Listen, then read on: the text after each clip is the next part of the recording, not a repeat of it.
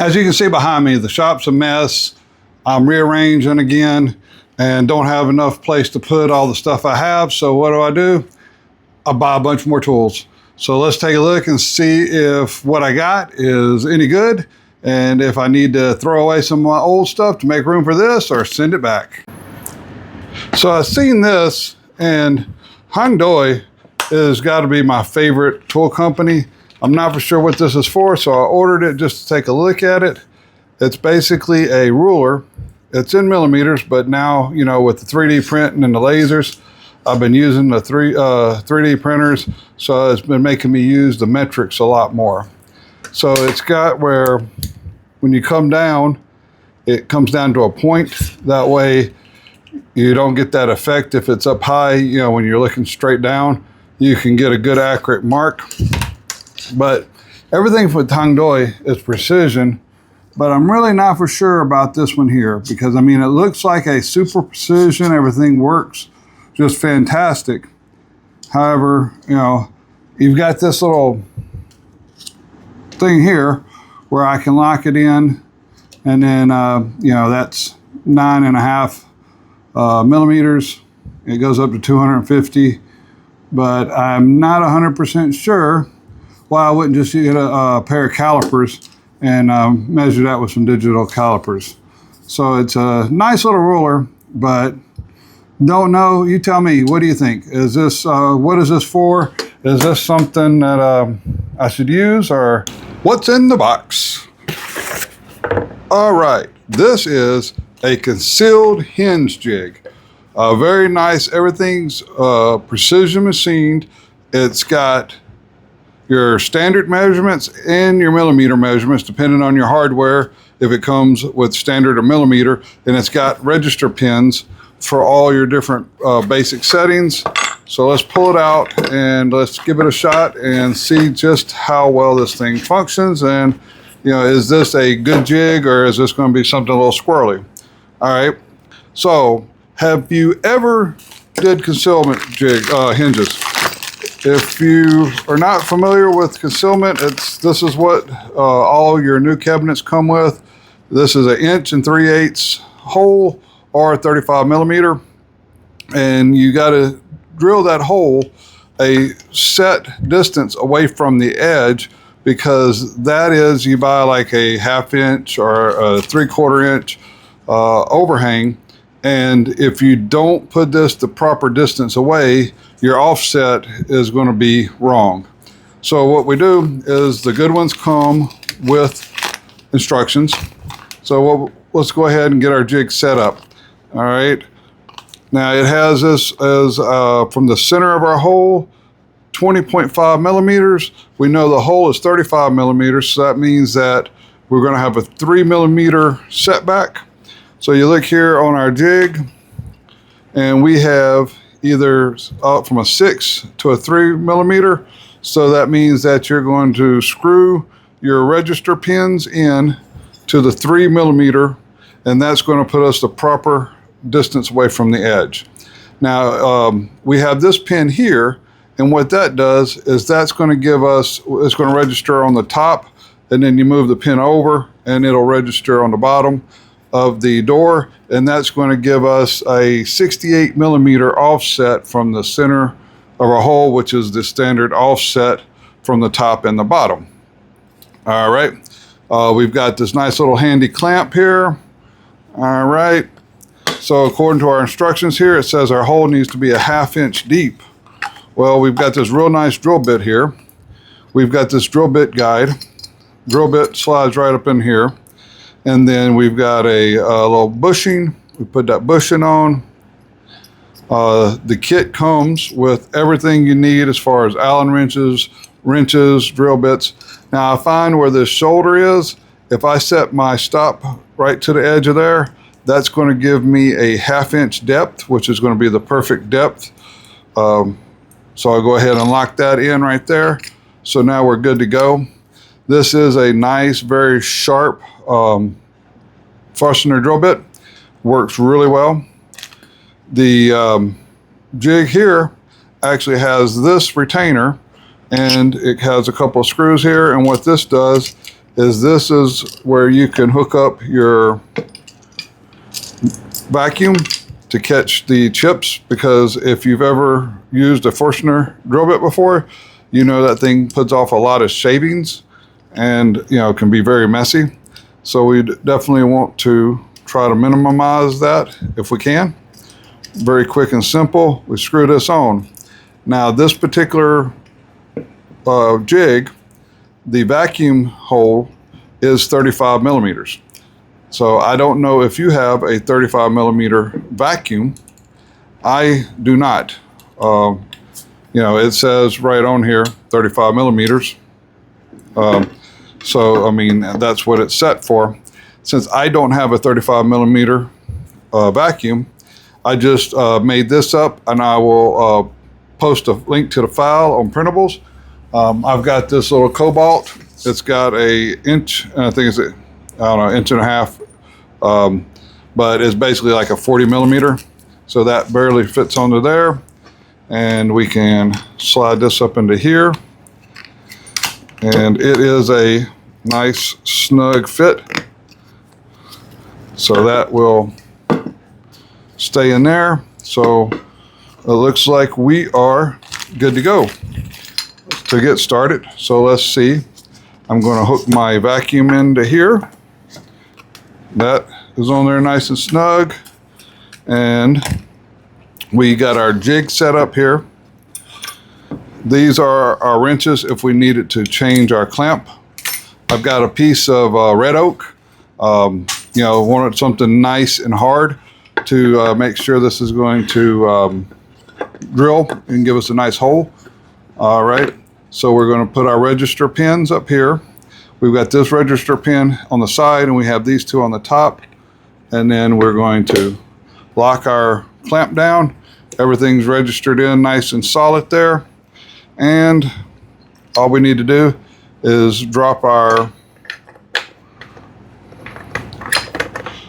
drill bit in, and you just do a little 1/8 of a turn, and that locks in nice and solid. We have our drill here, so let's go ahead and turn the vacuum on and see about drilling a hole real quick.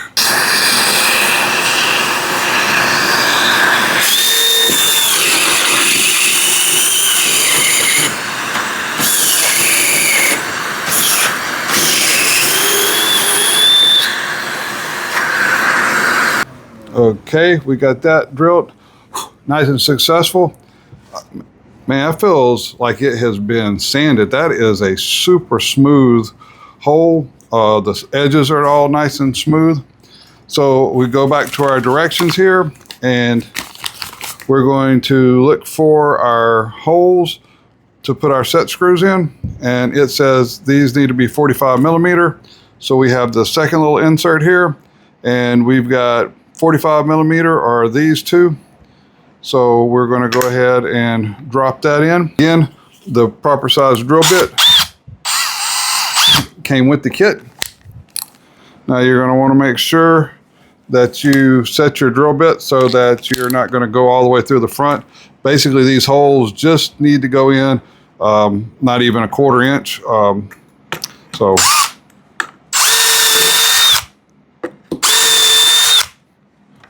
holes are in.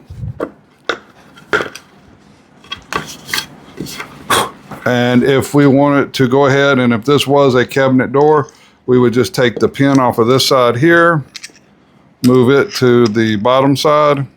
If I was doing, a bunch of these doors, I would probably just go ahead and do all on one side, come back, register in on the other side here, and then do the process over again. Now let's see if our holes lined up and if this is going to work properly. Well, that fit in perfect. Let's grab our little screws here, and let's see if those line up. One in here, one in there, boom, boom. So perfect alignment, works absolutely flawless. And if you see There's just a couple of little shavings here. The dust collection on this works fabulous. Now it's about to start getting real, because these are where we're stepping into our Mac Daddy tools that I've been really excited about getting my hands on. And this isn't even the best one. So let's see what we got. As you can tell, I haven't even really taken this out the box and looked at it, because I really wanted to have a spot to put this before I got it out, because I do not want anything to happen to it. I'm super excited about this here, and I've been wanting one for quite a while and just have never broke down and got one. And this one here is just, I did take a quick peek at it, and extremely nice. So what we got here is a coping sled for the router table. And if you've been around my channel, you know I really like the router table. I think that the router is one of the most underutilized tools that can do almost anything. Now, this coping sled, we're going to go over it. However, it comes with a slot here that if you have a T-track, that you can actually lock this into the T-track, and then it will slide up and down. Unfortunately, whenever I built this table into my router table here, I had thought about putting the T-tracks in, but I did not do that. So now I'm going to have to come in and install a T-track here. However, you can use this without the T-track installed, and I'll show you how. Like I said, I got to get me a track put into my router table. However, if you don't have a track on your router table, it's not a big deal, because we can just take it off and use it manually without the track, and use either a guide or a bushing. Now, the little coping sled here is already kind of pre-drilled, and then they have the countersunk heads so that everything's nice and smooth. And this is adjustable, where you can move depending on how far your T-track is away from the edge. So this can be moved. It has the type where you just tighten the screw up, and that tightens up to make it fit in your track nice and solid. It comes with extra in case you wear these out. It's got some nice like Teflon slides right here, so that it slides nice and smooth. And until the meantime, I'm going to just use it like this, because this is going to be a whole lot more solid than me sitting up here like this. And now it has these pins here where if you've got a longer board, you can put it up there, and that's going to be a 90 degree, and then you can put it like this, and that's at a 45 if you are using the router to cut.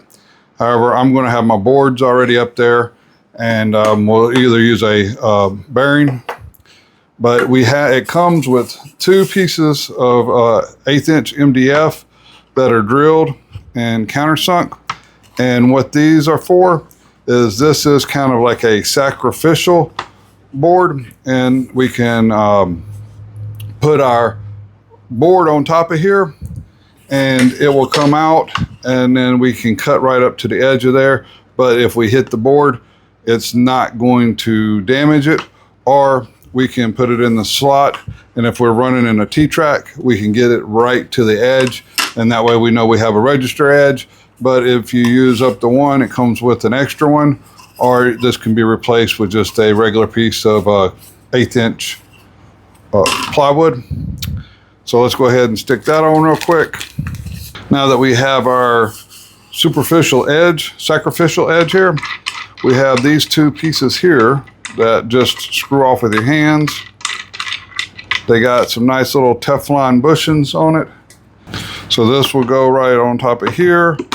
Those are countersunk. And then we have a little Teflon bushing. We'll screw that in there. And this is going to make sure that we don't put our fingers up here next to the blade. And if you've ever played a rock, paper router, you know it can be a bad day. So, I mean, this thing, when you pick up these bolts, I mean, this is a solid stainless steel rod here. I mean, this thing is hefty. You can just tell it's a quality, you know, precision machined. These are super nice. Everything about this, you know, there's nothing on here that seems like it is a, you know, cheap of anything. And you've got just multiple, you know, holes to where you can move, you know, to just a plethora of different locations depending on what you want. You can move your handles in and out. You know, these handles go in the same screw holes. You know, the other holes are going to be for your clamp down. So say if we were wanting to get this up here, so I would say, you know, right there would probably be a good spot. I can put my screw up under here. Let's tighten this down. And I'm sure that once you use this tool a couple of times, you'll kind of figure out where you're going to be wanting these clamps at the majority of the time. And, you know, so you won't have to be setting these every time. And then, you know, but if you do something different and you need to move them, you can always move it because there are so many different spots. And see, I put this right here and I can loosen down. So, you know, register over here, lock that down, put that there. And now if I'm running across, if I was in my T-track, you know, I would know since I'm registered on these pins that that is going to be a 90 without a fence or anything. With the bearing, I can just come across the end. But if you're coming the other way, you know, there can be that give because, you know, these are going to be pushing in. So you could either move it over to the other side here. And then, you know, the reason I kind of picked this towards the back is because then I can move that clamp down and then come across the other way. So I can flip it and not have to change position of my clamp, or I could just put another clamp in a different location. You know, I could put this one over here, and there's just a plethora of possibilities. This tool here is one of those type of tools that the more you use it, the more you're going to see things that you can use it for. The only thing that I see that could have been just a little bit better, but it's not bad, is these handles. You know, they have a little ring around it. They're not a solid. They're like a two-piece injected molding, so I can fill that little ridge right there. So I might make me some nice wood handles. But that's the only thing that I could see that if I could have this customized any way I want it, would be just to have these little handles, you know, a little bit nicer of a handle. However, they are big, you know, good handles. So functionality wise, I think they're going to work perfect. You know, it's just if you got a fancy tool like this, you know, you want everything to be nice. So I was wanting me a good miter gauge. And as you see, most of my tools are just chunked up, and I've got this because I thought this was the best miter gauge. I've checked out the soft stops, the Harveys, and I mean, this thing is just packed with features. The precision is just absolutely crazy on it. But I think I may have spoke too soon. I found one that has some features that this one doesn't have, so let's check it out. I've actually had this for several months now. I just have been so tied up with the shop in a mess that I did not want to open it and take a chance of it getting messed up. But I was looking online, and once again, I thought that there was no way that there was a better miter gauge out there than the one from Hongdui and the precision.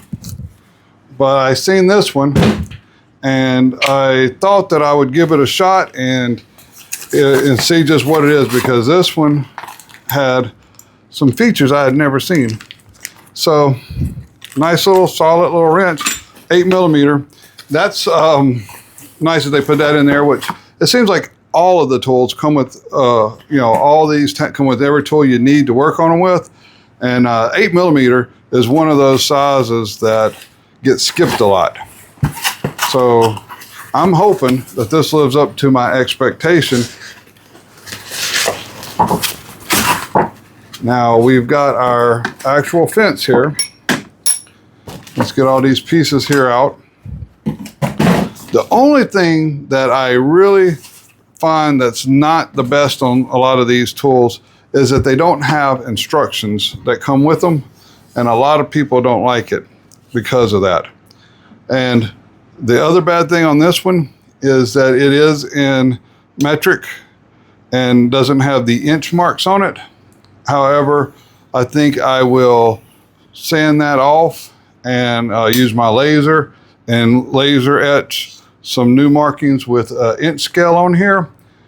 But what this one's going to do that the other one doesn't is it is actually reversible, because, you know, this comes out and we have our marks. You know, we've got our marks up here, but with this one here, you can just unbolt this solid piece off and move it over to the other side, because my Hongdui, it goes in my left track here, which is the small end of my table saw. You know, I got my large end over there, and so if I have a larger board, I would prefer to have my gauge on the right side here and cut off, and that way I have my stock on the big side. And with the Hongdui, you cannot reverse it. This one here is reversible. So let's get it together and see how precision it is, if it's going to be worth it to get this one over the Hongdui. So I spoke too soon. This does have a big 20-something page, 30-page book, 29 pages. I guess 30 with the back cover. So it does have a big, nice manual that tells you what's going on with this thing. Man, that handle, now that's the kind of handle I wish I had on that coping sled. If they would, I would buy 2 more of these for that. This is like a solid one piece of aluminum with a threaded insert in there. So that's a nice handle there. Another thing about this is a nice and long, it's got the little track that goes underneath. So with that being long like that, you can actually pull back and, you know, keep you nice and straight. As you see, I'm going to set this up on the right side of my blade, and I may just keep this one for the right side and have the Hongdui for the left side. We'll have to test them side by side and see. All right, so I figured out you have the main manual, but if you fold it in half and flip it over, we have the English version. I'm going to read the English version. I can probably decipher that a little bit easier. So we've got our main body, and now it comes with the one I got is got the regular telescoping fence, and I wanted that way I can take it all the way out. But they also sell a separate fence that is designed to do box joints, and I may end up picking up that to go along with it. We'll have to wait and see. Okay, the first thing we need to do is to get this tight in the track here, and all you have to do is go through, and you don't want to tighten one up too tight. All right, that all seems to be sliding nice and smooth. So step one, we've got this super nice handle we're going to put in here. Let's loosen that up. And now you've got indents. So this thing stops at every 5-degree increment, and it's also got 67.5 and 72. As you can see, this comes out on the left side, but we want this to come out on the right side. So let's pull this apart.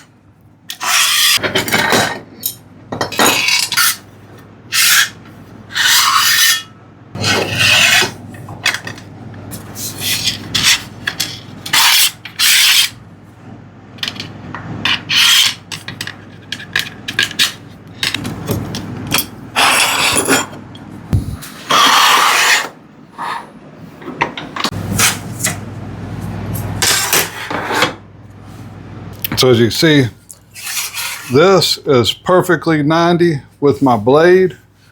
However, whenever I push that up on there, 99.4 or 89.4.